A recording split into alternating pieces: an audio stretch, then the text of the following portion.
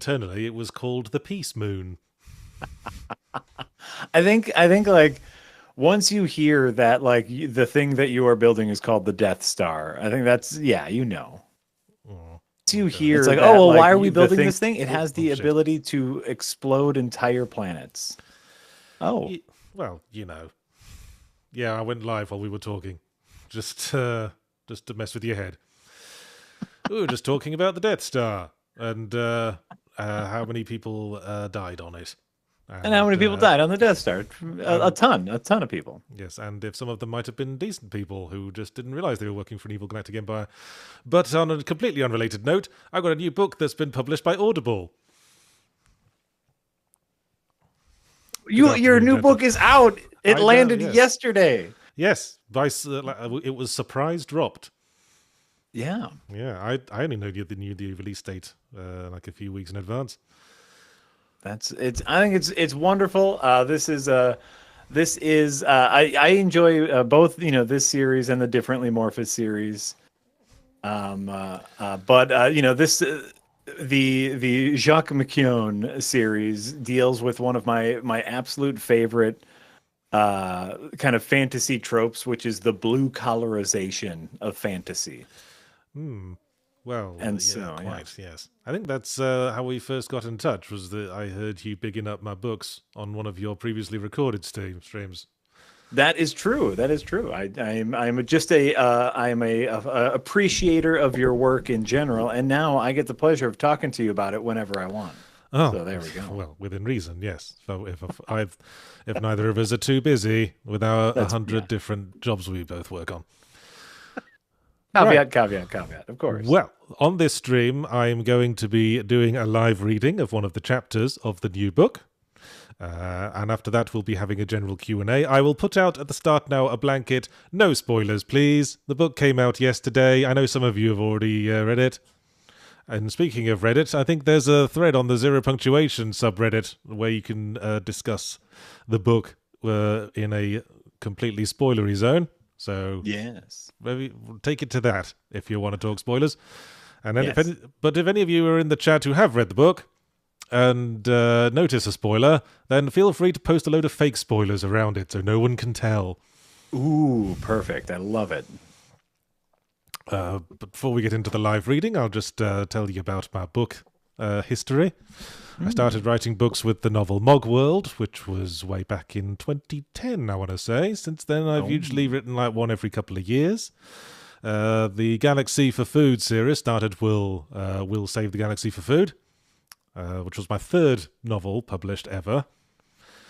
And it told the story of a space-going future for humanity in which a caste of daring heroes calling themselves star pilots were the lifeblood of the frontier until the invention of quantum tunneling, which made it really safe and easy to travel across the galaxy, and the star pilots weren't necessary anymore.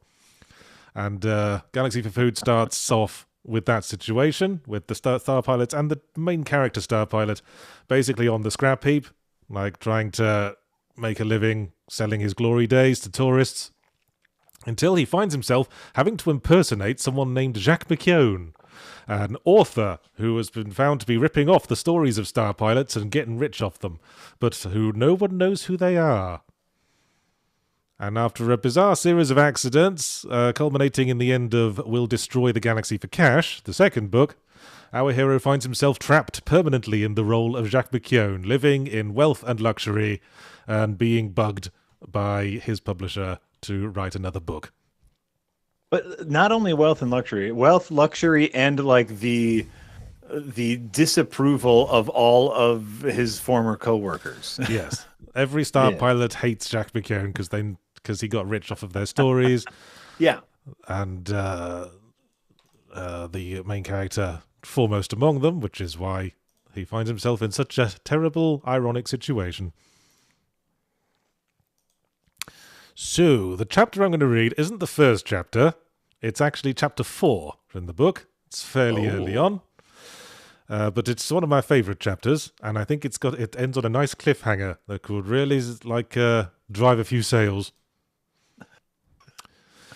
I love it. So basically, for the next little bit, everyone, Yahtzee is just going to be reading a chapter of his book. This is like we talk about this in video games a lot, which is we want more playable demos.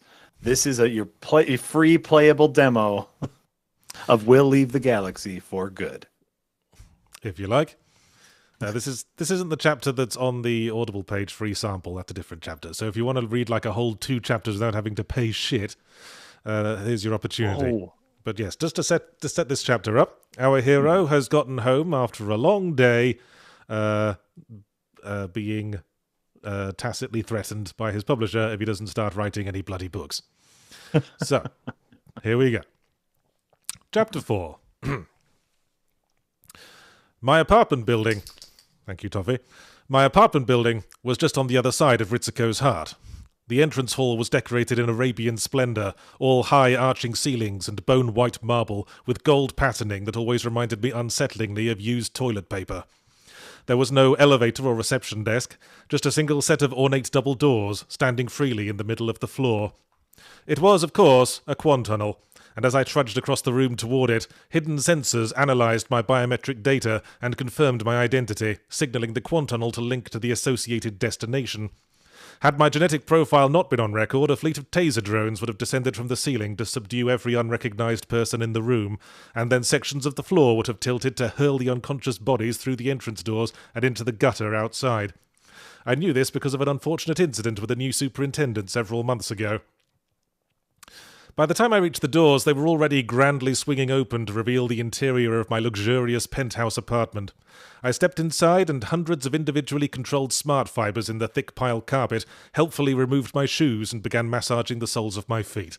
If I were to collapse unconscious this very second, the carpet was programmed to convey me to my bed like a dead beetle transported by an army of hungry ants, then activate the white noise generator and the coffee machine. On this occasion, I opted instead to head through into the living room, at which point the flat-screen television on the wall, which I would have described as modestly sized if I were laying it down on the street to use as a parking space, turned on and immediately tuned itself to an episode of Trail Spacers.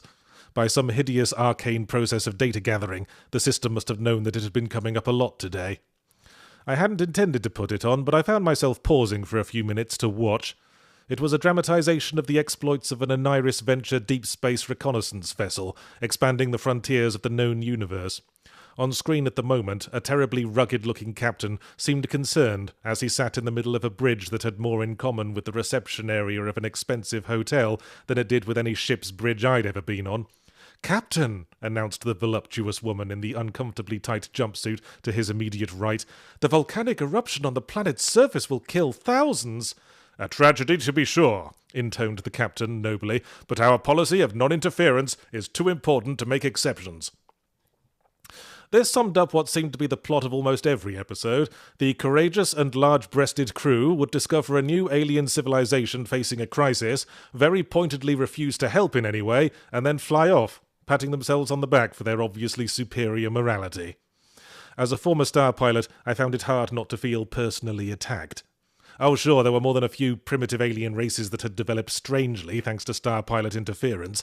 The Biscottis sprung to mind, who had been taken on as cheap labour for a star pilot service centre and had ended up forming a cargo cult based on wearing fast food restaurant uniforms and solemnly chanting the day's list of specials. But there was no need to be so plying self-righteous about it. Anyway, it was all bulltrack. The Oniris Venture Deep Space Recon program wasn't about attractive people having exciting adventures. It was about parking a ship at the edge of known space, casting out probes, and writing down anything they found that might tempt an investor or two. These days they were mostly crewed by retired star pilots and space villains, because it was a nice, safe, easy career path for those who missed the spacer lifestyle but didn't want to go to Salvation Sector to live a theme park version of it for the amusement of rich tourists. My own arch-nemesis, the evil cyberneticist Malcolm Sturb, was chief systems engineer on the last vessel Oniris Venture had launched. He traded in cyberslaves and laser battles for a life of maintenance tickets and I Hate Mondays mugs. I watched Trail Spacers for another minute or two and failed to update my opinion that it was an incredibly dull show. Leaving aside the lack of laser battles and alien princesses, the acting was unconvincing across the entire cast, and it was shot like a documentary, all fixed camera angles and incessant talking, no doubt filmed on the cheap. But how much could it cost to have the cameraman whiz around or dramatically zoom now and then? Must have been a union thing. I left some startled-looking actors muttering to each other in the background as I moved to the office area of the main living space. A minimalist desk and chair were set up under a framed piece of abstract art that had been carefully iterated by an algorithm to inspire maximum productivity. The only things on the desk were a small metallic hemisphere with a single red light on the top and several discarded cocktail glasses. The cleaning drones were supposed to recover those and take them to the dishwasher, but I suspected I had overworked them. I took a seat and pressed the single button on top of the hemisphere, causing the light to turn from red to blue and project a holographic computer display, along with a virtual keyboard. I was finally resolved to stop putting this off. How hard could it be to write books, if a doint like Jacques McKeown could manage? All he ever did was write up the adventures of other star pilots and insert himself as the main character. I knew no end of star pilot stories. Hell, might as well use one of my own. Jacques McKeown was flying his ship, I typed, fingers waggling through the transparent keys. He was thinking about that bracket reservent stiffing me on refueling money for the 5th plying time. Then he has a great idea to hide a Beauregardian filth pig in his air conditioning unit. I paused, then deleted everything I'd written. If anything was going to get the buying public back into star pilot stories, it wasn't going to be me airing my personal dirty laundry. I had precious few friends left as it was. This needed to have broad appeal. I tried again. Electra Blue was a mercenary assassin. She had a laser sword and angry eyes, and when she breathed in, her chest came out and moved up and down like nobody's business. I swiftly deleted all of that and wiped the sweat off my hands. Plying out loud, maybe my lack of writing ability wasn't my biggest problem here. Seeking inspiration, I glanced around, and my eyes landed on the cardboard box under the desk. It was full of complimentary copies of Jacques McKeown's last book, I Know Who You Were, published shortly after I had started pretending to be him, which had been my primary source for doints-out raving anxiety for quite some time. For this hadn't been another churned-out yarn of space battles and improbable hotties with poor character development. I Know Who You Were was an only slightly fictionalized account of the last few years of my life. And from the very first page, I had recognized it for what it was. A message from the real Jacques McKeown, intended for the interloper who had stolen his life. Me. More than a message, a threat. At the end of the book, after Jacques McKeown defeats Terragorn and retires in wealth and luxury to Ritzico City, there is an epilogue chapter in which he gets called out of retirement to deal with a pirate assault, and is heroically and messily killed in the crossfire. A pirate assault upon an old star pilot community that is suspiciously reminiscent of Salvation Station. For a while I lived in fear of the real McKeown's revenge, but after the weeks turned to months and nothing happened, I stopped asking the grocery delivery service to check everything for razor blades and became merely baffled. If the end of I Know Who You Were was intended as a prophecy, it was a pretty easy one to avoid. All I had to do was not go to Salvation Sector, and that was well in line with my intentions. As the months became years, I second-guessed my initial interpretation more and more. If the real Jacques McKeown wanted to expose me and reclaim his money, he could easily have done it by coming out into the open and being very conspicuously not me. A single email could have done the trick. Would have been a lot less effort than writing and submitting a whole plying book just to play mind games. So maybe he didn't actually want the money, but then what did he want? Why was he trying to mess with my head? Why did publishing an account of my hypothetical death occur to him before, say, asking to sit down around a table and discuss his problems with my conduct over beer and sushi sandwiches? And as more and more time passed with no further development, the matter of I Know Who You Were settled down alongside all my other worries, no more prominent than the Henderson issue, the risk of being mobbed by fans, or the possibility of running out of ice before the weekend. I pushed these thoughts forcibly out of my mind and tried to focus on the task at hand. Jacques McKeown was in space, I typed.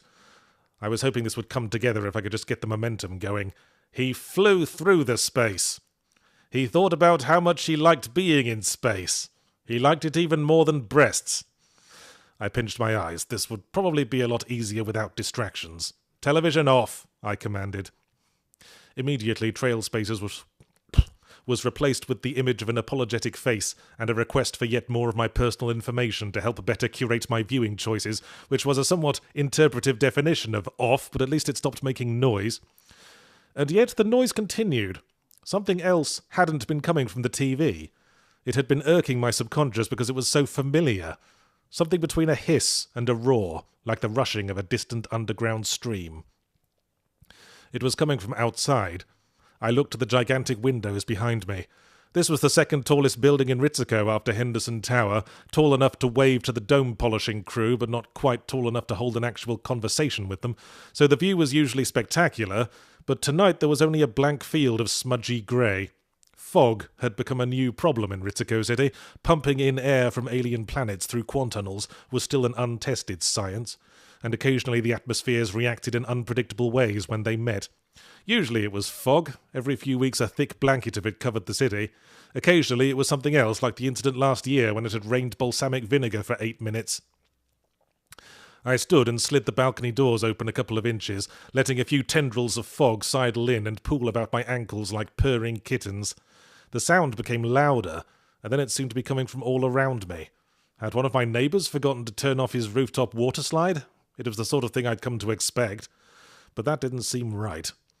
I squinted into the fog and saw nothing but the few tiny pinpricks that represented those neighbours who kept their lights obnoxiously bright. In fact, there was one red light just ahead that... I spun around and bolted for the door. It wasn't because the red light had started moving. I was already reacting by the time I noticed that. It was because another sound had joined the background roar, a sound that would trigger the muscle memory of any star pilot or former star pilot worth his space salt. The whir-click-hiss of a miniature propulsion system activating. "Lobby!" I shrieked as I pelted down the hallway toward the grand entrance door, and the smart carpet attempted in vain to offer a foot massage to alleviate my obvious stress. With the time it needed to hook up the quantunnels, the door had only swung halfway open by the time the torpedo hit. I heard the nose cone smash straight through the armoured windows like they weren't even there.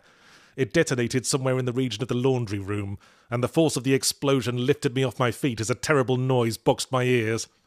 The small part of my conscious mind that wasn't gibbering in terror mused on how funny it was that the same kind of torpedo explosion that always seemed so frustratingly small in the midst of a space battle was now an apocalyptic sphere of destruction about the size of my entire universe.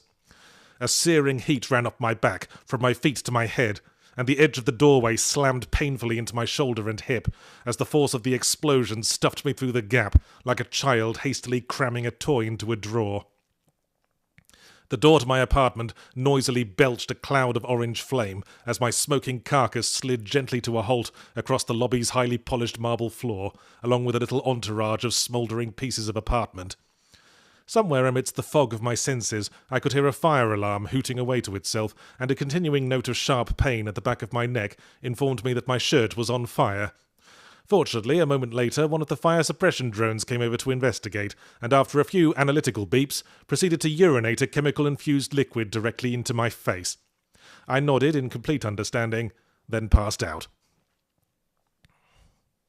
And if you want to know what happens next to Dashford Pierce, you're gonna have to buy the book. Oh, I'm clicking in approval, Yachts. Clicking in approval.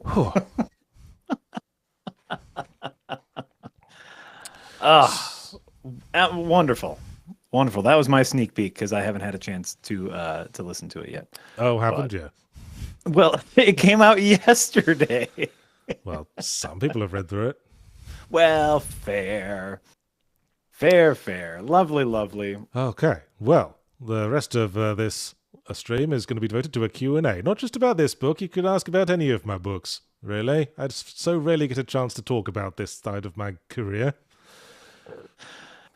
This like it's interesting for me as a fan of your writing because, and you know, we've talked about this before on other streams, but I have gotten to see the immense growth of your writing from Mog World all the way up to here, and so like I guess my starter question before we start with the chat questions for you is like kind of the big differences in your confidence level, in your writing style from a Mog World or pre-Mog World, even like your games writing to now? What do you like now? What do you like about you as a writer now? What do you miss about you as a writer then?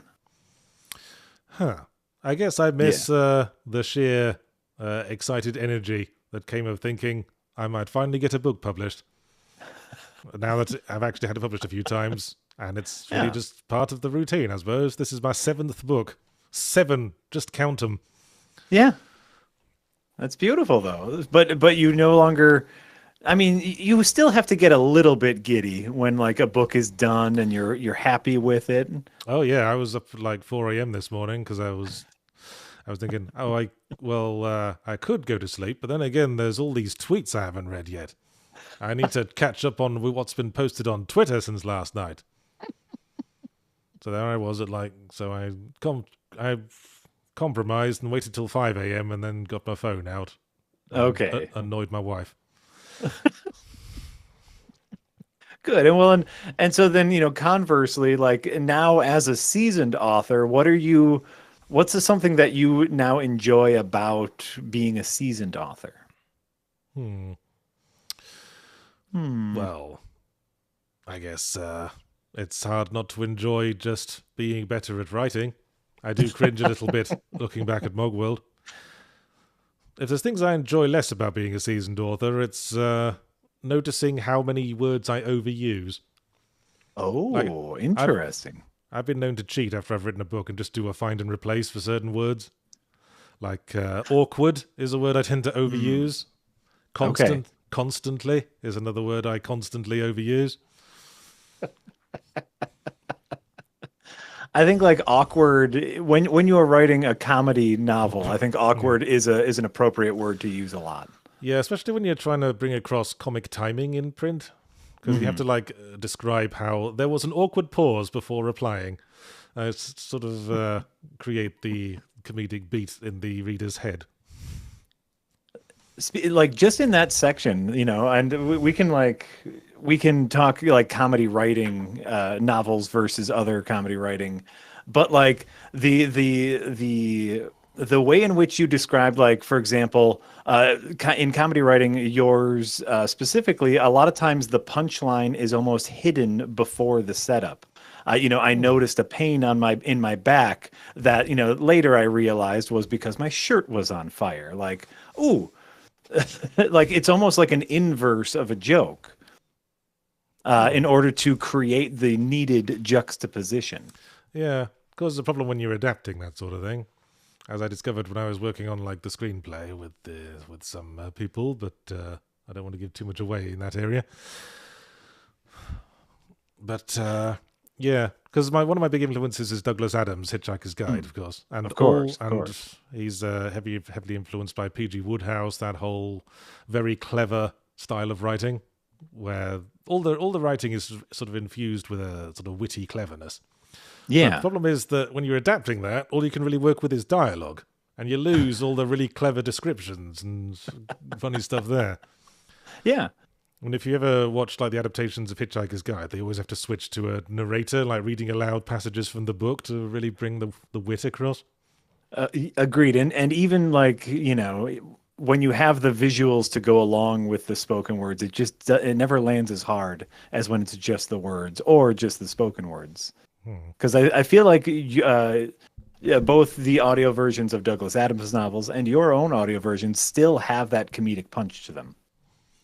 I think it helps that I narrate them myself. Hmm. You know, to get the intended emphasis and stuff to bring the joke across. I find. Absolutely, absolutely. And you know the cadence and the timbre at which that you wanted people to hear it. So that's very nice. Hmm. Because I get, I'm just going to keep asking you questions until we cut to other people. Do you think like because a lot of your books have been kind of Audible exclusives, have been like audio books first, does that affect your writing at all?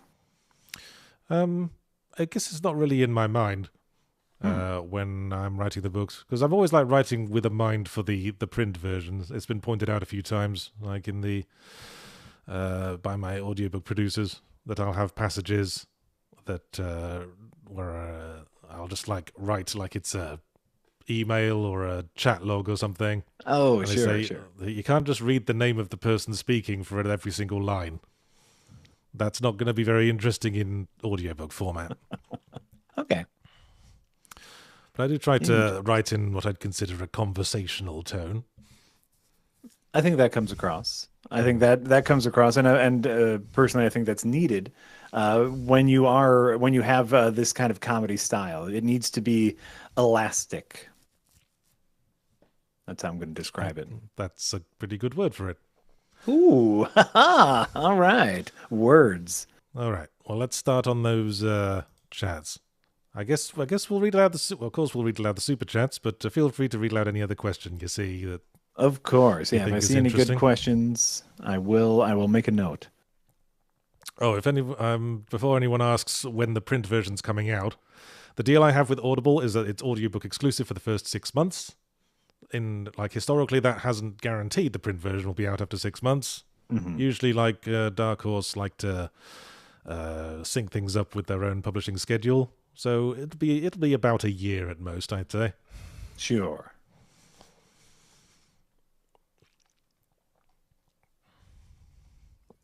Ooh, that is a good question. Here's a question that just popped up on the Twitch chat. We can make this a double shill stream. Will there be any crossover with Starstruck Vagabond? Well, yeah, you might have noticed that the default character name in Starstruck Vagabond is Jacques McKeown.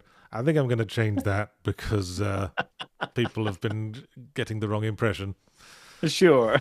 I mean, there are like links, as I do between all my creative stuff. I think there's a bit of dialogue in Starstruck that references quantum tunnels at one point, but it's not intended to be like full-on canon sequel or anything. Sure.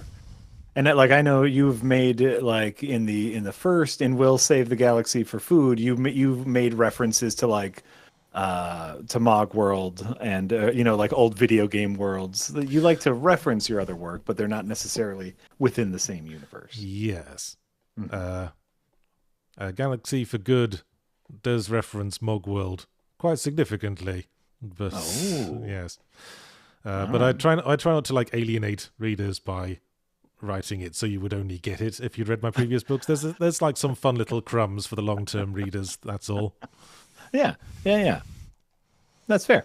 No. Oh, so that's fair. So there will be references, but not necessarily. Is this an official cross? Will there be an official Galaxy Starstruck crossover? That's a fair point. Okay. Right. So I'm going to start on Super Chats. Do it. B.S. Marsh gives $2 and says, "Good afternoon, gentlemen." Good afternoon. Still morning where I am, of course. Jack Manson gives $10 and says, "Oh, here we go. Jack, when are we getting our Adventurous Nigh Dungeon and Dragons module?" Now that Yahtzee's latest book is out, he can help us write it. Yeah, sure. I'll get right on that. Yeah, it's something we'll work on. I promise. But this stream is about Yahtzee's new book. So, but we appreciate the super chat anyway. Thank you. Pure Pyro gives €2 and says, "Will they finally find one of Jack's secrets in Series 4? Oh, well. That was maybe before the stream started. The easy answer to that is no. Fair enough. They never look. All right, back on track. Dr. Theo gives $5 and says, "Currently on chapter 38, and I've been heavily enjoying it. I've been listening to it, imagining it, how it would be if it was an animated show." It's very fun. I see it as a trilogy of movies myself. Ooh, I think it also could lend itself to a bit of serialization. Like I could see this as a series. There's enough fun things where animation has come an incredibly long way, but they're fantastic stories, and that's all that matters. However, they are adapted. They're adapted. Can you see it in a sort of Star Trek Lower Decks art style? Ooh, I don't know if I would go that, because that's very Looney Tunes, Star Trek Lower Deck. They can get away with a lot. I think you know what would be thematic was that if it was modelled on like Saturday morning cartoons, like what was it called, Brave Oh, Star, or yes. Ulysses. Does anyone remember Ulysses, the Saturday morning cartoon? That was a trippy one. You know that I whole would. that also the Yeah. sort of fake anime look from the 80s Saturday morning cartoon. Yeah, like a little He-Man, a little like just low budget enough to be Yeah, fun, but still have enough yeah. budget to make it look good. That could be a really fun way to adapt it. Because it's Flash Gordon. It's like it's referencing Flash Gordon basically Yeah, across the board. absolutely. Zaratha gives Absolutely. $3 and just does a little thumbs up emoji. Thank you very much for that and the money. Yeah. Top Gun T Rex gives 199. George Lucas asks if we'll leave the galaxy for good, the third or fourth book in the series. It is the third, and it will be the last. This was Oh, always intended to be a trilogy. In fact, I remember my publisher at the time, even before I started writing, was like, "Have you considered writing a trilogy? There's more money in that sort of thing." So, and finally, that trilogy has come to pass. beautiful. Scrolling down, scrolling down. Scroll down. Scroll down all you want. Welcome to Tip Jar, Sophia. Mm-hmm. Appreciate that support. And Andy C gives 50 MX dollars and says, Yachts and the art of the tease and denial. And just above that, Scotticus Gossage asked, what was your favourite character to write over the years in terms of personality humour? I think over the course of the trilogy, my favourite character ended up being Inspector Honda, who's introduced in the second book. Who's this like police detective who locks horns with the main character and sort of exposes him as a con artist and a villain all along. Because Honda's like sort of my take on the sort of Columbo style detective with the incredibly good detective ability under a disarming appearance. And I've always just really Yes. liked Columbo. But more than that, I guess I've always liked characters with hidden depths who present a facade of being stupid or incompetent, but are Yeah. secretly incredibly intelligent. Starting with Slippery John in Mogworld, of course. Of course. Of course, of course. There was in I'm trying to think in the Fletch books, in the book Confess Fletch. I'm trying to remember the name of the character. They introduced kind of a very similar detective who is incredibly, oh, what's their name now?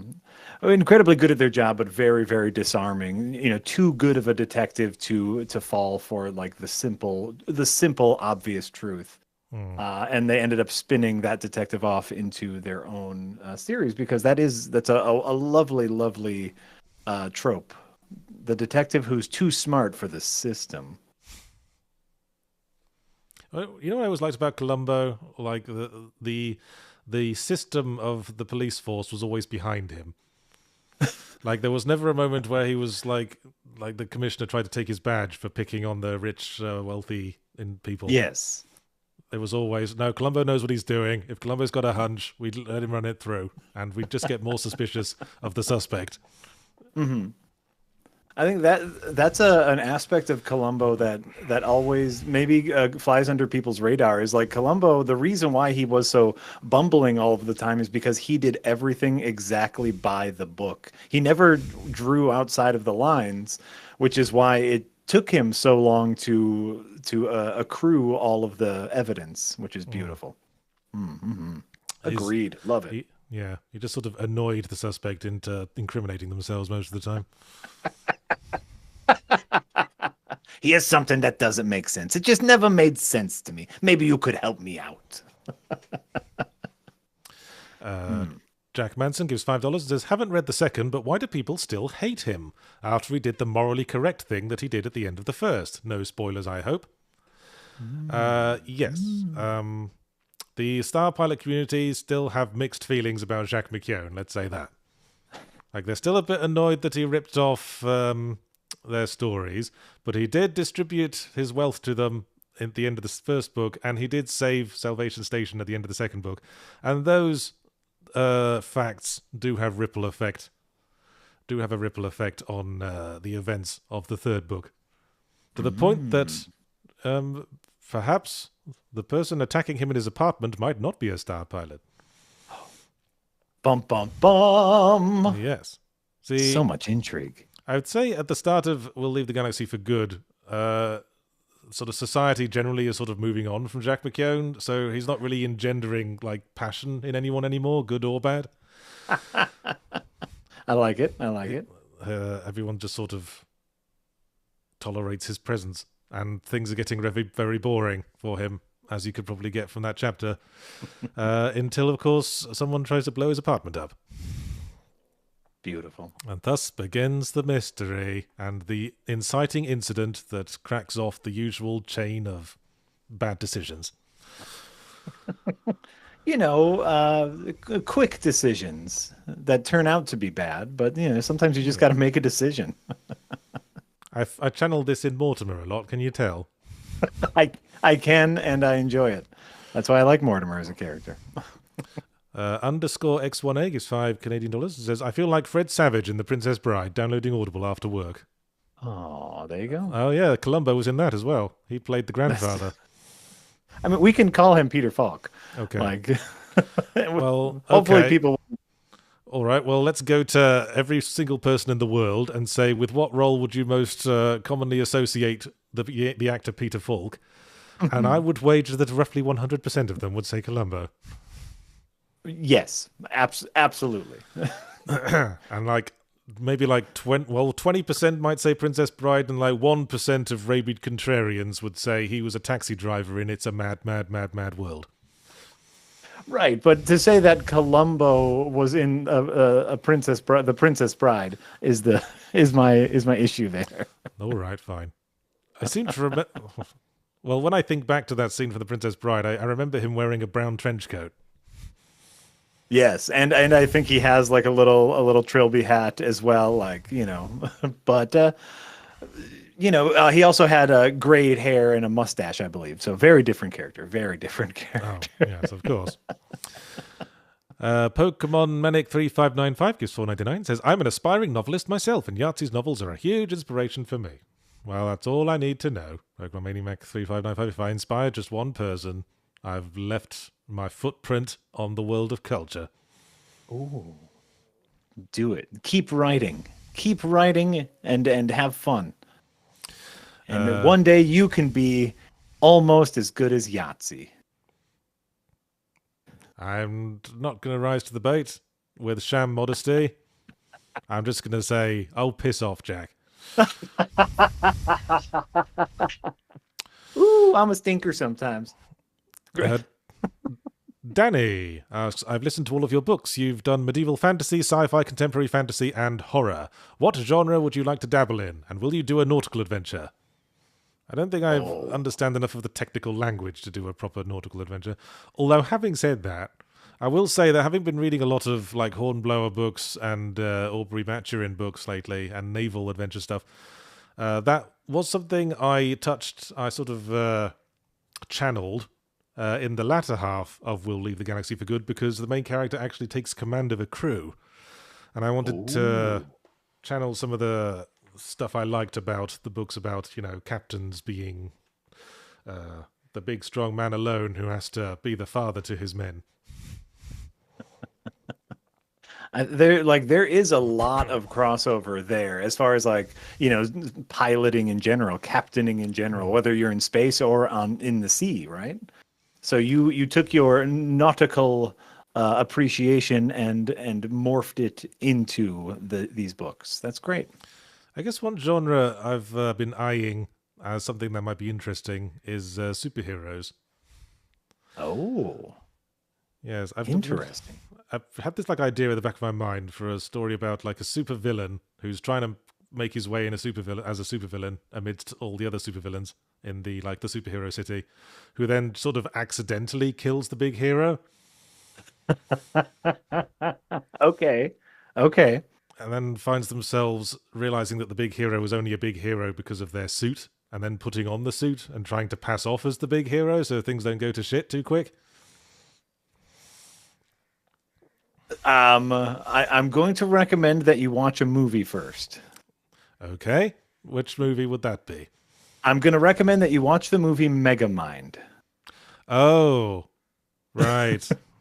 Just as a quick heads up, not to, obviously, like you can start from the same point of inspiration, but very similar vibes. I rarely watch movies, as you know. Yes. I don't know, though. What stops me writing in that genre is because I felt that a theme I tend to go back to an awful lot is questioning the role of hero as something assigned to a person in the story. Ooh. Like sort of undermining the whole concept of the designated hero of the plot. And that was the huge theme of Mogworld.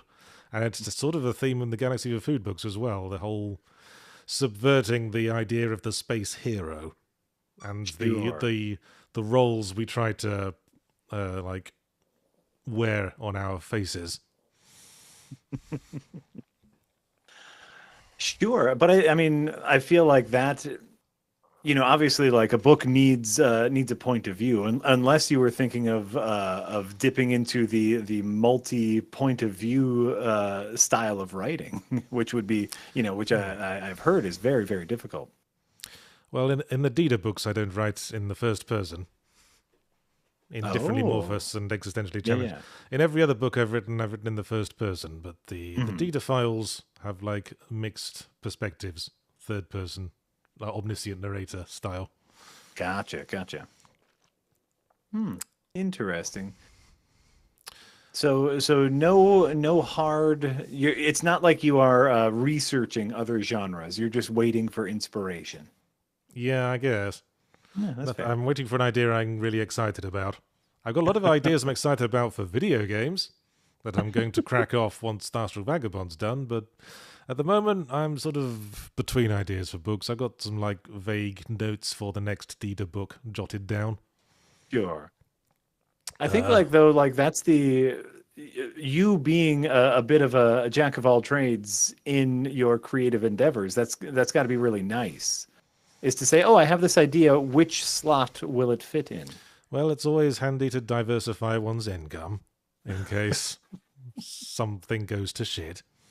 Absolutely, absolutely. But like I think like it's something that I know you talk about in your reviews a lot, something that all of us critics talk about is like, oh, this thing should not have been a video game. This should have been a movie. This should have been a book and vice versa. Hmm. So you as a multi-talented creator gets to make that decision at the base level. Yeah, it's certainly a. There's Yeah, certainly things I find more interesting to think about. sure. I guess I'm more interested in game design, like from a passion perspective. But I like Mhm. writing stories as well. That's why I still write books. And we appreciate that you do because then we get to listen to them slash read them. But as you say, some stories work as games and some as books. Like some people have Yeah. said, would I make Mogworld into a video game? And I'd be like, no, that would completely undermine the whole point. That's that's kind of like the end of Mog World kind of makes that point moot. Yeah, the point is, it wasn't a very fun game in the end. Right. Old Hunter 77 gives $5 and says, do you write outside in broad stroke outline, then detailed scenes, or inside out, stringing together individual ideas, then refining? Mm. I don't think I've ever heard it termed like that, but I guess I write outside in. I start with the broad strokes and then just focus on writing one page at a time. Like, I'll have a vague idea where things are going, and I'll just write a page a day and sort of let it go in its own direction wherever it feels like it. I think we've talked about this before, but I do not remember. Do you have an ending in mind, or do you just literally see where the story goes? I do have an ending in mind. Like, Okay. especially for the Dita books, because those are mystery books. You got to start with the ending with mystery books. But it's only like a vague-ish idea, and Okay. I'll have some vague-ish ideas for points to hit along the way. But then, otherwise, I don't plan at all. I just let it go where it feels natural to go. Oh, very nice. Very nice. TSP gives $5. Says, do you have any preference between writing standalone books or ones that are meant to be part of a series? I guess the longer form, the better, I found. I've never liked writing short stories. I can't Ooh, really get okay. my teeth into it. I've tried, but it's not my medium. I like a nice long story where I can plant lots of seeds and pay them off later going tee hee hee hee. And you get enough, penis and boob jokes in Yeah. between, you got yourself a whole book. That's great. Plus it gives you more time to think about it. Like the identity of Jacques McKeown wasn't like fully like concrete put down until I started writing the second book, if I'm honest. Yeah, that's fine. Absolutely. I think like that's part of the fun is, like you can tell the audience that, like I have a plan, I know what I'm doing, but sometimes you don't, and that's okay too. Yeah. Like anyone who says they've got a plan for the next season of their serialized TV show that's really popular right now, take that with a pinch of salt. Right. What they probably have is some rough ideas. Yeah. The protagonist gives $2 Canadian and says, what happened to Dub? Was he victim to the jam? Do you remember Dub? He was one of the side characters in Mogworld. He was one of the Oh. programmers of the game who ended up interacting with the characters. It's been a while since I read Mogworld, so I do not Yes. remember Deb. I apologize. But he had a colleague called Don, and Don appeared as a main character in Jam. As one of the survivors who was left trying to survive in the post-Jam society. Oh, okay. But in my view, the Jam incident only happened in Australia. Don just happened to be there because he'd been demoted and sent out to like a satellite studio. Dub was probably living in America, safe and sound. There you go. So he was alive. For better or for worse. Yes. Diego Brando MTG gives $5. Says, do you have an order of preference for your work, or would it just be a reverse chronological order of when you wrote it? Well, I as I said, reading back Mogworld and Jam, I kind of cringe a little inside. So I usually tell people to start with Galaxy for Food these days. I mean, go back and read the other ones if you do find you like my books. Mogworld's got sort of slightly broader themes, like video game based themes that probably appeal to people who like my video game related stuff. What I will say, and I've said this to you before, Galaxy for Food is when I felt like you had the most complete book. I think with both Mogworld and Jam, I felt a little iffy about the endings. But Galaxy for Food I felt like very satisfied reading the whole thing. I said, ooh, this all makes sense. And then with Differently Morphous, and then with Destroy the Galaxy, that's when I feel like you had a complete package. That's ironic, considering that was the first book in the planned trilogy.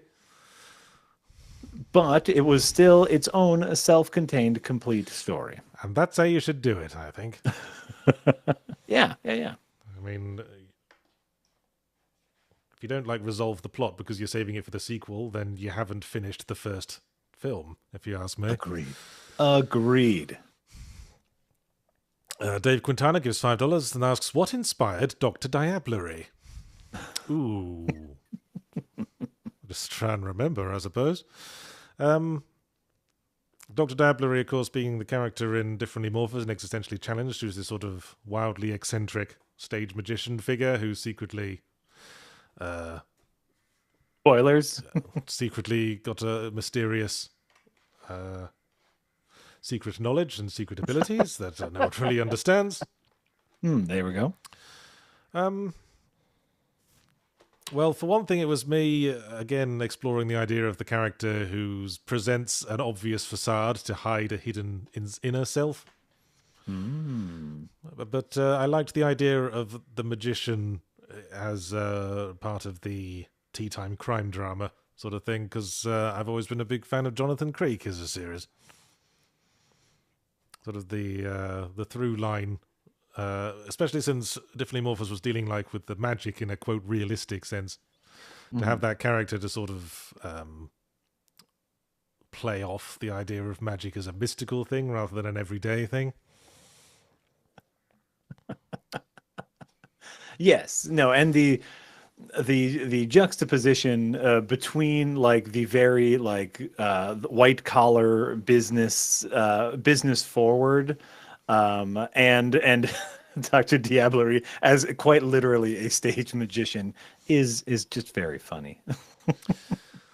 Miss Mako, member for 4 months in tip jar. Thank you very much. Appreciate that support.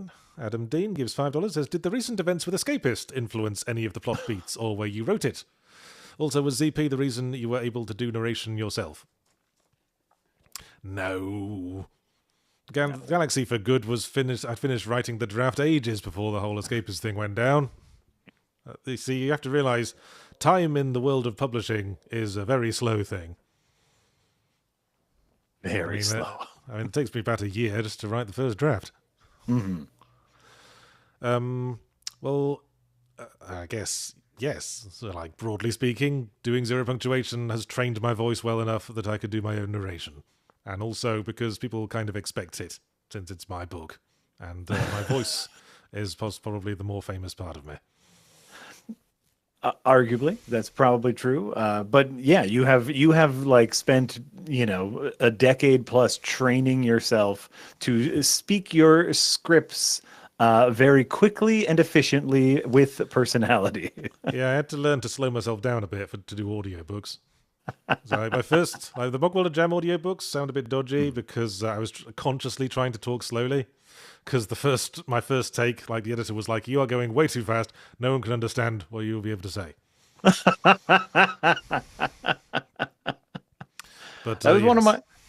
one of my questions for you is the voices that you do. Something I wrote down as I was listening to your chapter is what I notice in your readings of your audiobooks is you have what I'm going to call like slightly not Yahtzee voices and very not Yahtzee voices. And so like, when you were doing the female voice on the television screen, that was your voice, but just slightly female tinges. And then you have very not Yahtzee voices. And so how long do you spend like figuring out like, oh, this is this person's voice? Or is it just a seat of your pants? I tend to take a seat of my pants style, which is probably why so many of them have just slightly Yahtzee voices. But sometimes, like there are specific characters where I'll put the work in and like give them a very specific accent, like Slippery John. Slippery John, I gave a very broad Birmingham accent to because I think it's a pretty hapless sounding sort of accent. Mm-hmm. Mm-hmm. Okay, that's fair. That's fair. I like that. Thief gives $10 and says, Yats, ever think of writing a book about Trilby? Curious if the Ministry heard of him and that Prince fellow before the internet filed the numbers off and called him Slenderman. Well, Trilby being the main character in my old Shazam Mythos series of adventure games, how do you know I haven't already put him in one of my books, Thief? Because, of course, I like to reference myself in, like, little crummy, not too overt ways. And when I made my game The Consuming Shadow, Trilby was a playable character in that. And then Differently Morphous is heavily implied to take place in the aftermath of the events of The Consuming Shadow. So there's a character in the Dila series who is implied to have been at one point Trilby. Although I don't think he's ever appeared in person in the books. Gotcha. He's referred to in the second book as Mr. Teapot. Was that a mean nickname that someone gave you at some point? No, as the book says, there was a sort of slightly cringeworthy trend for nicknames at the time he was in his role at the Ministry. Fair. Boradis gives $5 and says, do you have much interest in science news and research outside of fiction? I guess not. I've always preferred to focus on the fiction rather than the science, as some people would say. I suppose in that respect, I'm more of an H.G. Wells than a Jules Verne. You ever read Jules Verne? God, no. I've read 20,000 Leagues Under the Sea. He writes 3 chapters about how the diving suits work. and I just sort of zone out. H.G. Wells, meanwhile, if you read The Invisible Man, he's like, and then I turned myself invisible by a process using this crystal I will not go into right now. The classic Trek versus Wars. Yeah, yeah. Yes. I'm very much more interested in seeing the response of characters to a weird thing in their lives. Yes, I do like the science fiction principle of, like, your world should be just like the real world, except with the addition of this one science fiction thing. And I guess that's what I try to do. I liked your hand very hand waviness of quantum tunneling, which was like, we just can't look at it when it happens. Like, that's it. That's the only rule. Yes. That's my interpretation of quantum theory right there. I love it. That made me audibly laugh when I first heard that. Because I'd heard a vague thing at one point that quantum mechanics work differently if they're being observed. So I just correct. That was what fueled that aspect of the quantum tunnels. Yeah, I love that. It's like, yep, we have instant teleportation. How does it work? Well, it works with science and math, and then just don't look at it when we turn it on. Boom. Next. Hjorth87 gives 20 Danish kroner and says, opinion on Stephen Briggs' narration of Discworld. I have none, for I have not heard that. I have not listened to that. I also have not listened to that.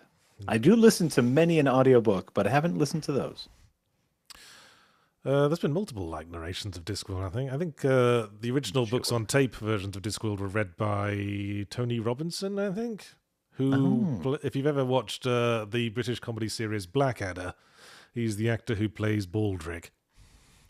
Oh, okay, lovely. Is he the same person? I think the latest ones that I listened to were the We Free Men series. I haven't listened to those. So if he's the same person that does those, I liked his reading of those. How about that? I don't know. I mean, Tony Robinson did them so far back in time, they came out on cassette tape. Oh, gotcha. So I don't know who does them now. Not. I don't know who does them now. Metal Winds gives 100 Swedish krona and says, as a Swede, I loved the line in your first book, Denmark wasn't even a real country. What event with the Danish inspired you to write such a bold but true statement? I just picked a random country out of a hat, Metal Winds. I thought it would be funny to describe Denmark as Germany's little hat. Because that's what it is if you look at a map of Europe. There's Germany, and then it's got a little hat on top, and that's Denmark. Ah. Adam Dean gives $5 and says, also curious about Jemima. Did her mother blackbag her after all? I'm assuming this is the last book with Dashford, but I'd love to see more. Yeah, Jemima just sort of drops off the face of the earth after the first book. I mean, I guess she just went back to being like the Chelsea Clinton of Earth. All right. There you go. There you go. By the way, Stephen Briggs was the one who narrated. Right. So you have heard Stephen Briggs' narration, like the chat was asking. I have, and you know what? I liked his narration for those 3 books that I listened to. So there you go. Okay then. Isn't he also the artist, Stephen Briggs? I honestly, I don't know who Stephen Briggs is. Okay. So hold on. I'm going to Google him really quick because we have the entirety of the world's knowledge in front of us. There you go. Dr. Theo gives $2 and asks, how long does it typically take to make a book? Well, I write a page a day and shoot for about 300 pages. So that long. And then add another year for editing and publishing and stuff. So about a year and a half to 2 years. And then Nicholas B., member for 1 month in the Green Gang, asks, who would you cast as the characters in a movie? You know what? I always thought... I always pictured Dashford Pierce looking like a young Clive Owen. Maybe not quite so young. But he's like 60 now. I'm thinking like a 39-year-old Clive Owen. Prime Clive. Yeah. I'm Mr. Henderson would be someone like Martin Sheen or George Hamilton. Someone who's got very orange Hollywood skin. Sure. Haven't really thought about any of the rest. See, because I watch so few movies, I don't really know many contemporary actors. Contemporary actors are a hard thing because studios are no longer like movie stars are a very rare thing nowadays. Like properties are more important than movie stars. So in general, it's tough to think of actors' names unless you're Timothy Chalamet. Then Jack Manson gives $5 and says, "Why did the petunias say, 'Oh no, not again'?" Well, that's answered in the third book in the Hitchhiker's Guide series, Life, the Universe, and Everything. So there. Wow, you just got dissed. Alex Armstrong gives $5 and says, "Will there be any references from this book added to the next Dida book via Interstellar Bum Pirates?" Yes, I know it's way too early. I'm just curious. Who can say? As I said, I like dropping little crumbs of references to myself in things, so maybe. I just like the phrase Interstellar Bum Pirates. Agreed. It's very funny. You did it. You made a funny thing. Congratulations. Thank you very much. That is what I strive to do. Yeah, it's nice. Andy C gives 50 MX dollars, Mexican dollars possibly, and asks, "How aggressive is your editing? How much of the original draft is left at the end? How do you know when to stop editing?" Like Antoine de Saint-Exupéry once said, "Great writing is like great engineering. You're done not when there's nothing more to add, but when there's nothing more to take away." Ooh, baby. What a phrase. I'd say I'm somewhat aggressive. Although it helps to wait for the first round of edits from the editor to get a second opinion on stuff. Agreed. Has there been? There was quite a bit in the first part of the book that ended up getting cut just because it slowed the pace down. Sure. And my wife was complaining that it was too depressing, with the main character being sad and bumming around his apartment and then almost dying, and all of that. So, yeah, that's fair. So a lot of stuff got cut out of the first half to keep things going at a bit of a clip. Has there any been a cut the baby moment where there's something that you really fought against cutting, but then at the end of the day you said, "Oh yeah, it actually works better this way"? No. Okay, that's okay. Nothing leaps to mind there. But I remember. I took my wife's feedback of it being a bit too depressing at times, and rewrote a chapter so that the main character was suddenly really upbeat, and in retrospect, that made it work a lot better. There you go.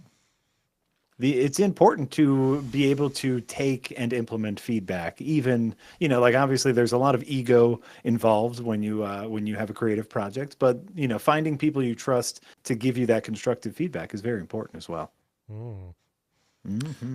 I mean, I used to have a mate who said I was talking to him about how I was working with an editor, and they was like, "Well, I don't want to read your book after an editor's been through it. I want to hear your perfect vision." And I was like, "Oh, stop sucking up. You have to put it through an editor. You just have to." Everything you have to put through an editor, or else it's pure garbage. Yeah. Robbie Hyde gives $4.99 and says, "How does one book? Never booked before, but you have an amazing voice, so I want to try to book a book. But how does one operate a book?" Well, you can operate this specific book by going to the link in the description and purchasing it from audible.com and listening to it. That's how you book this particular book. It's quite possibly the easiest way to book is you book via ears. There you go. Yeah. Some books require eyes and shoving pieces of cardboard near your face. This one is very easy. You just click a button and it books right into your brain. And yes, who doesn't like getting booked all over the place? Getting booked right over the couch.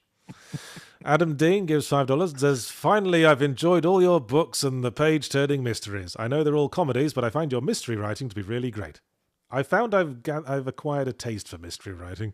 Originally, when I was writing Differently Morphous, I just wanted to explore this silly idea about magic having to be declassified and the secret government magic ministry having to go public and become under public scrutiny. But they've sort of become sort of monster of the week mystery thrillers, and I find I enjoy writing mysteries." Is it? And let's explore that a little bit, because I think that's an interesting. Like, I love mysteries. I love watching and reading mysteries as well. And part of it is because of it's such a fantastic hook mechanism. Like, I want, you have set something up, and now I'm willing to wade through some garbage to get to the thing I want. Do you find that on your creative end as well? Yes, I get a lot of impish satisfaction from knowing that I know things that everyone else doesn't. I know all the truth behind who Dr. Diablerie really is, and you won't find out for ages. There's a sadomasochistic impulse just to feed us the crumbs. There's a scene in Existentially Challenged towards the end where Dr. Diablerie shows up and gets to do a parlor scene for a detective, and he just completely milks his role in that. And that was like me. That was me milking that scene for as much fun as I could get out of it, because that was a lot of fun to write for me as well. Beautiful. That's great.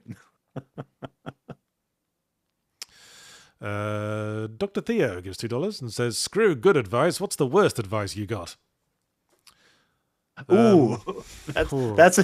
That could be a really fun question. Yeah, like you were, maybe just writing your first book, and someone gave you some absolutely dog shit advice in hindsight. Well, nobody really specifically advised me to do it, but I think someone once told me that Stephen King writes 20 drafts of every chapter, and I'm like, that sounds like a really terrible way to write a book. That feels like a really good way to get really bored and lose track of what you'd written. Mm-hmm. But, I guess, remember, that's his job, that's his 9 to 5. Like way back in the day, I remember working with someone making a video, and they were just, getting different angles and different shots and a million different takes of the exact same thing. And, like, we had a conversation about, like, I think we have, like, the good take, the take we're going to use. And this was at the advent of digital video cameras. So I was like, we could just watch the good take to see if it's the good take. And they quoted that that Kubrick famously, shoots 50 times what he puts on screen. And so they wanted to do a similar thing. And you have to have that harsh conversation with someone to say, you're not Stanley Kubrick. Like, if we have the shot, we should just keep moving on. Also, I'm pretty sure Stanley Kubrick just did that to fuck with Shelley Duvall.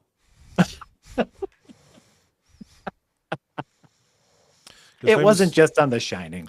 Well, famously, he was deliberately trying to make her really stressed out and strung out in the course of filming The Shining, and that's why he made her retake a scene like 170 times or something. The protagonist gives $2 Canadian and says, "What was Dashford's real name?" You'll never know, the protagonist. Although, there's one part in the book where you learn he's got an English mother and a French father. And I intended that to sort of make people get the wrong impression that maybe his real name is Jacques McKeown, because that's a name with a French name and an English name. But that was like a red herring. I think Inspector Honda in the second book mentions that he's been under several aliases. One of them was Claude Hart, so maybe that's his real name. You don't know. Basically, I just think of him as a sort of universal star pilot figure. So he's never, more to the point, a con artist who switches identities for his own advantage. So it's never really mattered what his name is. Ooh, that's the real answer. It doesn't matter. Yeah. Andrew Shug, member for 2 months in the Green Gang, says, I can see Hatfall on Steam, but can't buy it. Help?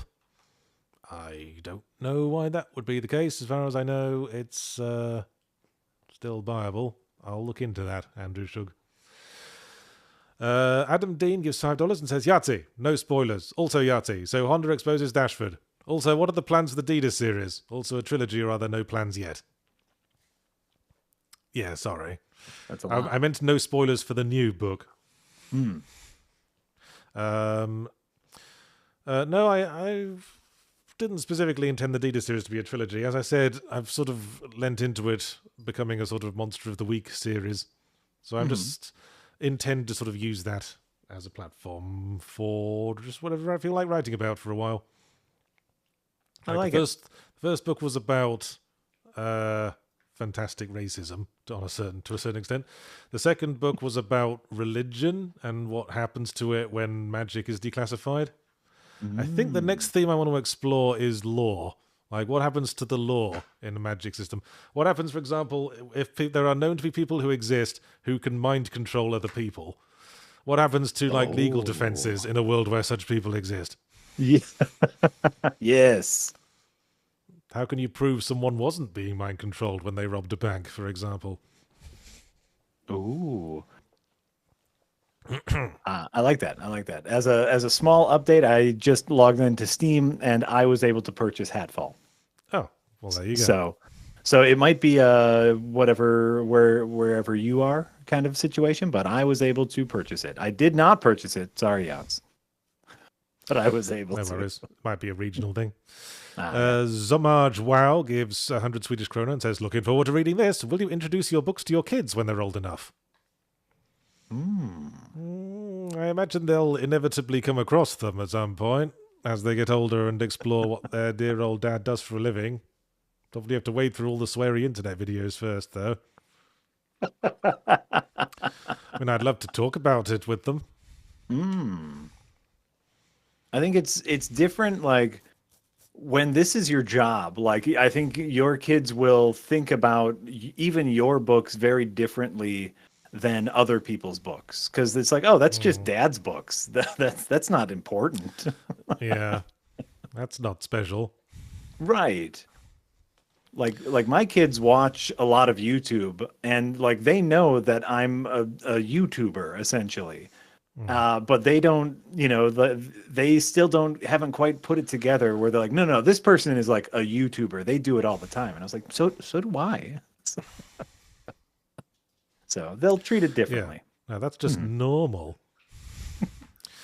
That's just dad. Your dad doesn't write fantasy novels?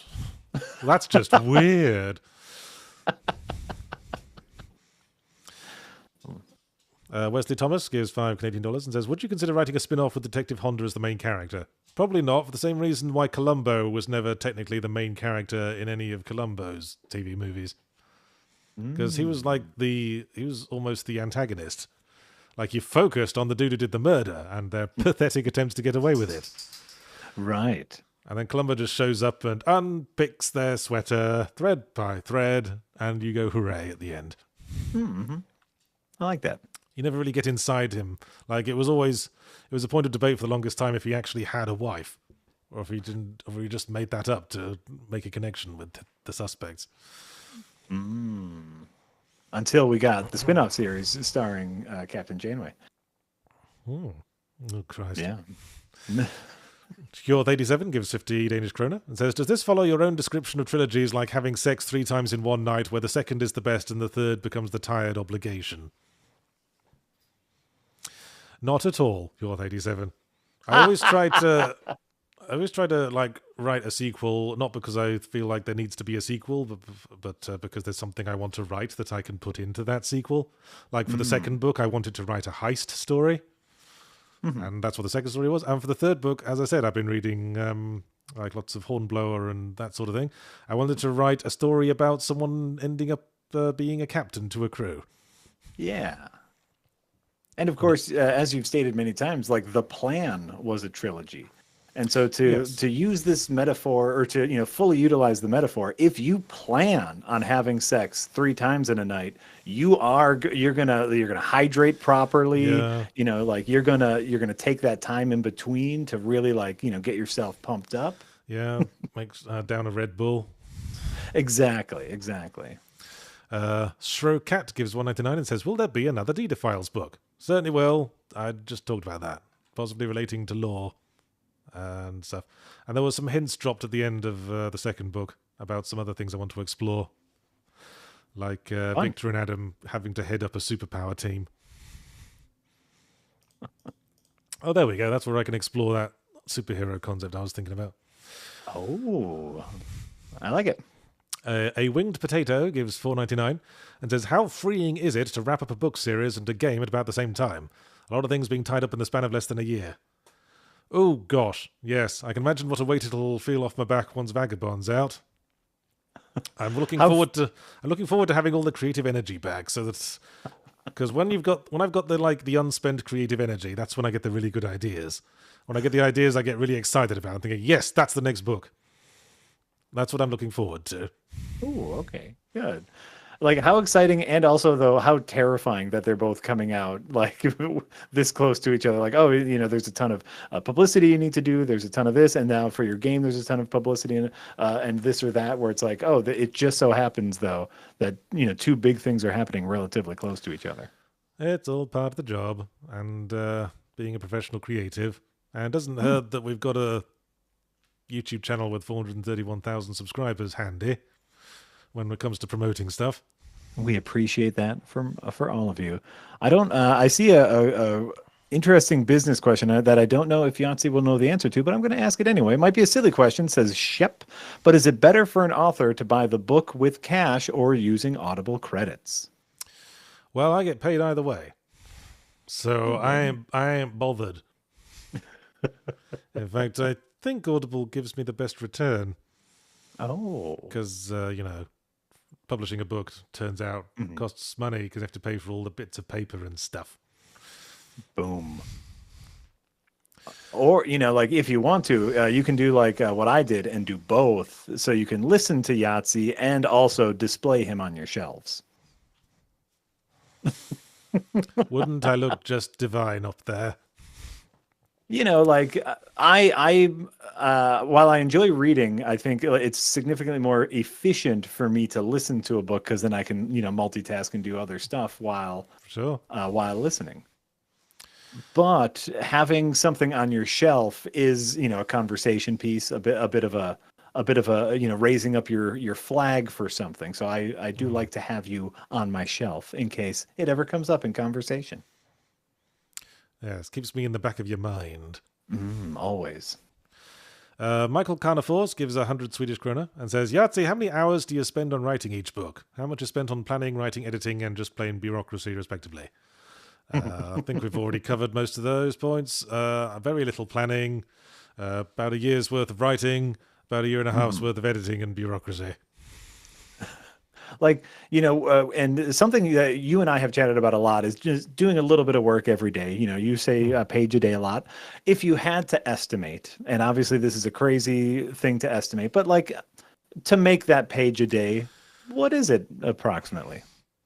Well, it's hard to really quantify because, creativity isn't a thing you can just turn on and off like a tap. Agreed. Sometimes you're in the mood and you can just hammer that page out in like 15 minutes. Sometimes you got to let it percolate a bit. Sure.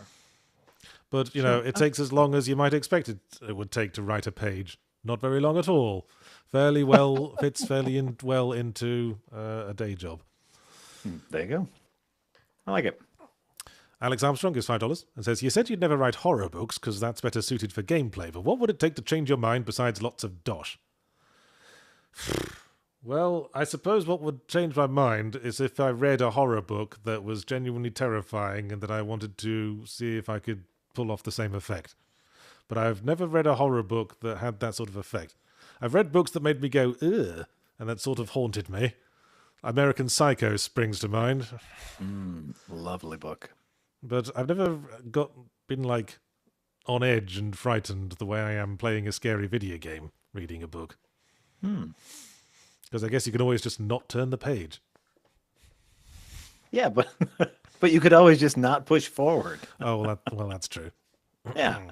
It's like you and I are very much opposites there. Like I love a good horror book, good horror movie, and I have a disdain for horror games because I don't find them frightening. Yeah, it's you got a puppy coming for you. Yeah, that's the horror moment right there. A tiny dog enters frame. Yep, I think he's trying to tell me he wants his walk. Okay, all right. Well, then we'll wrap this up. We gotta keep answering these questions. There's Absolutely. a lot. Oh man, a whole lot more just showed up. Well, because they know we're talking about wrapping it up. Okay, Eric Weikart gives 100 arses and says, hypothetical scenario. Any of your books gets an adaptation, TV or movie. What style would you choose? Live action, cartoon, CGI, anime, stop motion, or Jack with sock puppets doing voices? As we said, I would probably do He-Man style, Saturday morning cartoon style for Galaxy for Food. But if it was the Dila Files, I'd want it adapted into a British tea time detective drama like Midsummer Murders. All right, let's try to get through these quickly. Love it. Charlotte the Prinny gives $2. It says Princess Bride feels more like a wait, really? Roll. Fair enough. Yeah. Loki's Wager, member for 3 months in ad-free podcast, says, I lost track of Derby near the end of the third book. Did he make it out okay? And what's he going to get up to next? Yes, he's fine. He didn't die, and he's still on the ship, and he everything's fine. Great. Alex Armstrong gives $5 and says, read the Laundry Files since you recommended it back in LDO, and they're pretty good, if a little dry. Is this where you got your inspiration for Dida? No, it was more like I knew what I wanted to write, and then I heard the Laundry Files was a lot like what I wanted to write, so I went, oh shit, and decided I needed to read them. But yeah, my books have slightly different tone. The protagonist gives $2 Canadian and says, why is Frobisher called Flat Earth in the Jack McKeown trilogy? It's just a sort of running gag that I never really thought about, and because I just thought the phrase Flat Earth Frobisher had a nice scan to it. Like maybe at one point he believed in Flat Earth and everyone took the piss out of him for it. Ooh, I like that. The dogmatic director gives $5 and says, hope not too spoilery. The part of book 3 that felt reminiscent of online arguments made me cackle like a madman. Great work, you wonderful bracket. Thank you, that was very much my intention. Oh, good. Kalak gives 500 arses and says, Yahtzee, what would you say Davisham Derby, the character with the portal helper in the second book, is modelled after? I always imagined it as the evil dude from Meet the Robinsons. Derby was always sort of a joke version of Trilby, like my character, who is named after a hat, and who frames themselves as a suave gentleman thief. I wanted to do that character, but sort of deconstruct it a bit and take the piss out of it a bit more, and that was Derby. Great. Agony Goose gives £5 and says, with Audible, I struggle to find good stories paired with narrators I enjoy listening to. Yahtzee doing both solves that issue. Yeah. It means you get 2 paychecks as well, which I'm fond of. That can be an issue, especially like if it's a series of books and they change narrators midway through the series. Very upsetting. And then a member for 3 months in ad-free podcasts has got message retracted and their name retracted as well. Oh, how mysterious. The protagonist gives $2 Canadian and asks, why haven't we seen more of Angelo or Jemima? Because I'm done with them. I got what I wanted and I kicked them to the curb like scraps of tissue paper. Yeah, some characters are just there for a purpose and then you don't need them anymore. Exactly. Underscore X1A gives $5 Canadian. His favourite moments from a Douglas Adams book. Mine are Arthur and Fenchurch, the good bits, and the sofa in the landing revelation in Dirk Gently. Douglas Adams, yes, one of my favourite authors, one of my biggest influences. I think one of my favourite bits in Hitchhiker's Guide is where they're on I think it's called the Golga Frincham ship, where it turns out that they're a colony ship that's off to colonize a new planet, and it's a colony ship consisting of the useless parts of the population. And then it turns out that there was never actually a disaster. They just wanted to get rid of all these people on the colony ship. Yeah, I like that.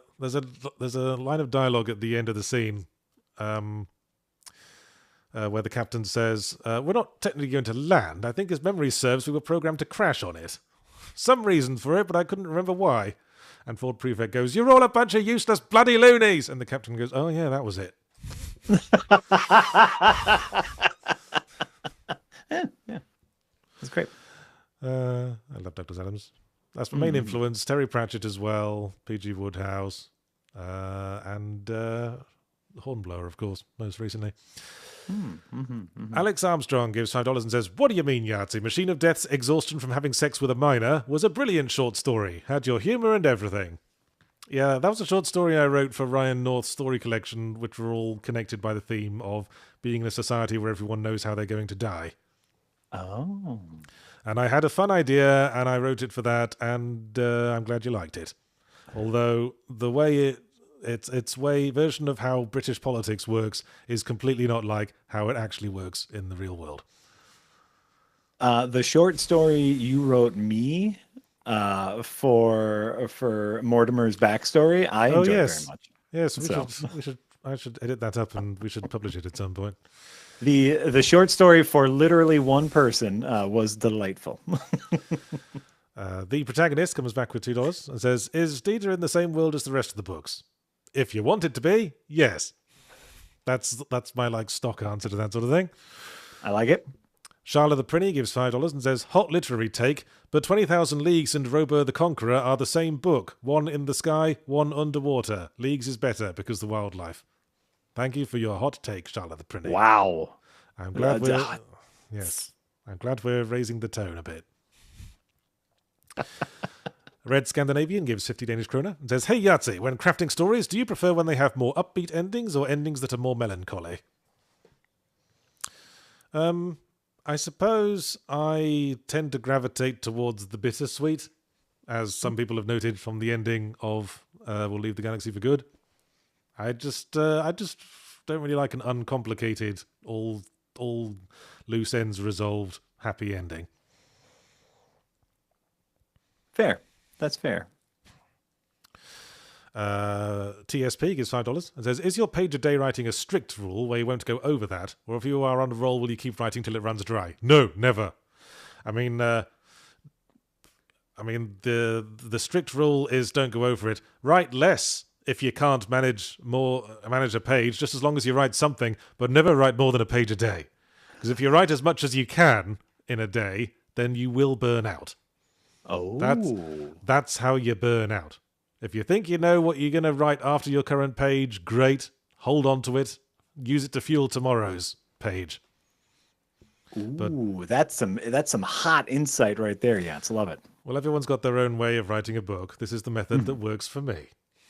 There you go. Maybe it'll work for you too. Useless gives £5 and says, "Does the name Frobisher pop up in a couple of different series? Is there a reason?" Yes, a Frobisher is name dropped in Mogworld as well. I just like the name. It's funny. Diane Spencer gives £20 and says, "I've purchased your new book, but are listening to the previous books first. Thanks for the update, Diane Spencer. Let us know how you feel about it." Mm-hmm. Seth Taylor gives $4.99 and says, "Who's your biggest influence that isn't Douglas Adams? Keep kicking ass and taking names, Yahtzee." Terry Pratchett, probably, almost certainly. There was a period in my teens when I read basically nothing else. Quality books. Quality authors. Sure are. Patent Pike gives $2 and says, "Was Mortimer at all inspired by Dashford Pierce?" No, I guess both characters were just inspired by the fact that I like con artists as characters. As I said, the character who's hiding their true self. Maybe that says something about my personal psyche. It does. It very much does. And that's the sort of character I want to occupy. I mean, aren't we all suffering a little from imposter syndrome? Don't we all occasionally look around at the people we work with and say, "Why the hell do you people put up with me? For I am clearly bad at everything I do." Daily, hourly. I think that. Yet we keep working, and that's the wonderful thing about these personas, if you will, without invoking the thought of persona. Eric Burr gives $1.99 and says, good amount of pages for a day's writing session. One page, no more. We've been over that. Yeah. So I should stress that the page a day thing works for me because I have a day job on top of my writing. Mm-hmm. If you're like Stephen King and you're the kind of psychotic who writes 20 drafts of every chapter, you could probably write more. I don't know. I've also got to play video games. Right. I think like anyone here in chat probably has a job, a day job, and is possibly interested in writing as a secondary job or just as a hobby. And that's where Yahtzee's great advice is a page a day, and if you have more, that's your page for tomorrow, and that's the nice thing. Mm-hmm. _X1A. Sorry, what? Yeah. Oh, I was just going to say, I do want to like highlight something that you said, which is if you can't get to a page, just something. Do something. Write a line, a paragraph, a something to keep that muscle memory going. That's the really important thing. Yeah. As long as you maintain the momentum. Yeah. If you skip a day, it's too easy to skip another day next time. Momentum. Keep it going. _X1A gives $2 and says, we apologize for the inconvenience, which is also a moment from a Douglas Adams book that he clearly likes. Great. Spencer Field gives $10 and says, ever consider making a Mogworld sequel? Ending was perfect, but there's too much left to satire. Plus, it's my favourite. It's your most pessimistic and Monty Python-y. Thanks for the jokes and ideas. I'd be lying if I said it hadn't crossed my mind. Like, for a while I was thinking, like, what if the characters of Mogworld did a sort of Wreck-It Ralph thing and got stuck in, like, a completely different kind of game, like a first-person shooter? Oh. Most recently, the idea suddenly struck me is, what if it was Mogworld and all the NPCs were in that world and they were all aware they were NPCs, but then they had to deal with players who've paid extra for, like, micropayment bonuses? Like, how would they even, figure out what the hell this is all about? How would they even wrap their head around the concept? Right. I like that. I like that idea. And then it's just like, it's that could be like, should we unionize? Is there a way we can benefit from the players getting superpowers in our world? Maybe we could use our AI powers to start earning money in the real world so that we can buy bonuses for ourselves. Oh. Yeah, it's very silly. I like that. Exalted Platypus gives $5 and says, do you have any advice for someone who gets excited about writing characters and world building, but struggles when it comes to writing out a plot? I think you've got a very common issue there, Exalted Platypus. You're more interested in your ideas when you can just write them out as like Wikipedia pages rather than actually write them as a story. I understand that. I like a sort of weird sort of thrill about just writing about my characters as if I were writing a Wikipedia page for them in universe. Ooh, okay. Here's a possibly unanswerable question, but would that count for your page a day? Is like instead of writing a page of your book, you wrote a little backstory for your character to give them to give yourself a better understanding of them. That wouldn't feel like progress to me. I mean, in my book, the best way to figure out what a character is to write the story that is about them. So my advice to you, Exalted Platypus, would be to focus on the primary loop of book writing. Just write. Put them in a scene. Just invent a scene. Just like, maybe it's something like they have to go to the shops and buy some curry. Just come up with something for them to do and then just write and see where it goes. Just let one moment lead to another. And that's how you figure out what a character is and what they're like. What I usually find is that once I've written the first draft by the page a day method, I'll go back and rewrite some of the early bits so that the characters are more acting more in line with the way they turned out by the end of the book. Because it is through that process we discover who that character is. This is classic show don't tell, Yachts. This is classic, like, we know what the character is because of the things they do. Ooh, baby, I love it. Pretty much. I like it. Joseph Eastham gives $2 and says, just binged it. Jim stroke Jimmy connection shocked me. Yes, that's the thing I was going about all the time I was writing the second and third books. Okay. No spoilers. No, none. You've enticed us all. The protagonist gives $2 Canadian and says, notice Dashford only has one eyebrow in the art. Well, it's interpretive. I think the other eyebrow is just sort of low down enough that you probably can't see it. Although maybe he just shaved one off as a bit. It's the sort of thing he'd do. Anything's possible. Oh, we finally got to the end of the Super Chats. Ooh. Shep gives $5 Canadian and says, thanks for the entertaining reads over the years. You said you aren't into horror, but have you ever taken inspiration from horror in the past, e.g. Jam? Yes. As you yourself noted, there are some horrific sequences in Jam, but yes, I kept writing it in a comedic sort of voice. Whew. Okay. I just felt like I had to speed through those super chats. Any more questions? No, I appreciate it. I think like this is great. I think a lot of the questions that I saw come up in chat were answered via the way we answered them. You answered them via the super chats. And so like, to me, I'm trying to think of a good way to wrap it up here.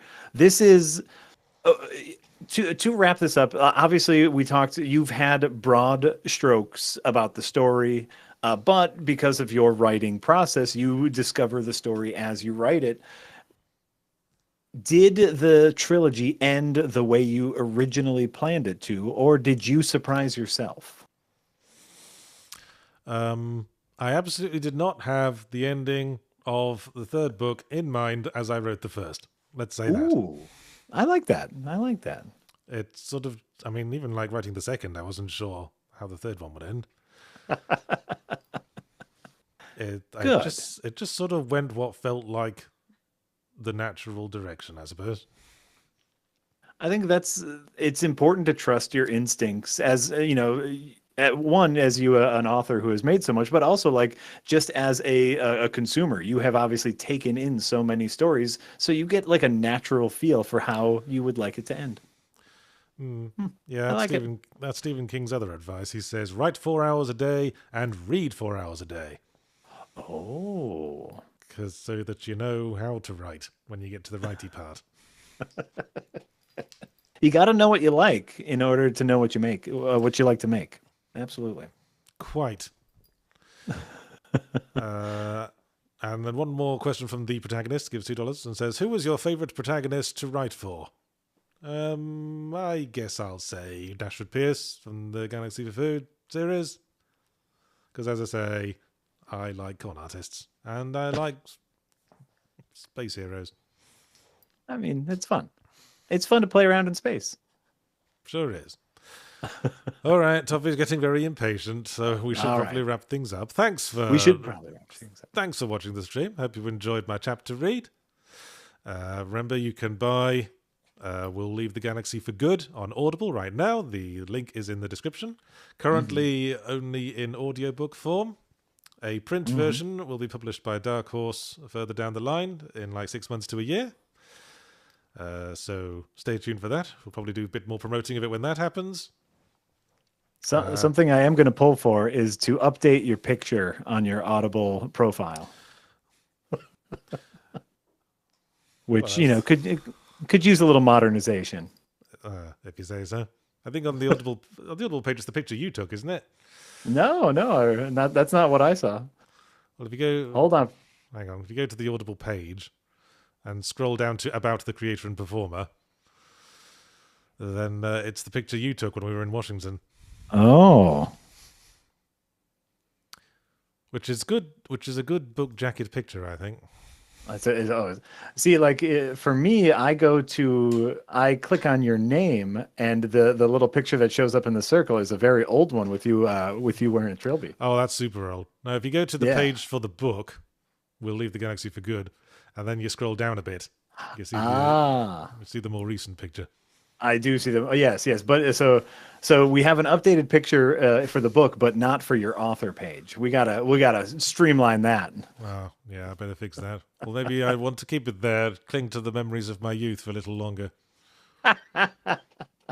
Fair, but yeah, that's a wonderful picture. A wonderful glasses down, black and white, very classy picture. Yeah, I was using the same picture for book jackets for way too long, so that's going to be the new standard, I think. There you go. All There you right. go. Well, yeah. Yes. Thanks for coming, everybody. Go buy Yahtzee's book. Oh, yes, yes. Go buy it. And let's plug a few things while we're here. Fair. I've got a new Yahtzee Tries edited video coming out on Sunday, editing the last two Yahtzee Tries streams, so look forward to that if you're one of those people who missed those. What else we got coming out today? Do we know? Today's Friday. I don't know. Oh, hold on. Let me open up my calendar. I don't know if any video. Oh, Nick's new Unpacked came out today. Yes. Over on the channel, so you can go check out Nick's new Unpacked video. And just announced was set your calendars now on April 18th. We are doing a 12-hour stream for Able Gamers charity. Ooh. Yes, an insane amount of streaming, raising money for Able Gamers on April 18th. You've been so generous to our Patreon and other donation methods. Now's the time for us to give something back to the community. Absolutely, and we are using a way to link donations directly to them. We don't even get to touch the money. The money goes directly to Able Gamers. None of us sticking our dirty little fingers in it. So that is announced for April 18th. Also, tomorrow, Saturday is being released the almost long lost Adventure is Nigh Q&A video spanning seasons 1, 2, 3, the side quests. It is a hefty video with all of us back in Milwaukee that is finally being released for everyone. It's a really fun video. Lots of questions, lots of answers. So if you, for all you Adventures Nigh heads out there, that's coming out tomorrow. Ooh. Sounds like fun. Maybe we'll It finally is. be getting the remasters of the first few seasons out. We are working on them. Blimey. Seasons 4 will be coming out by the time those are done. It's a process. It's a whole process. We are attempting to get them out as quickly as possible. Well, that's good. Okay. Yeah. I guess All I've right. put off Toffee's walk long enough. Okay. Bye, everyone. Buy the book. Buy the book. It will put hairs on your chest. Bye.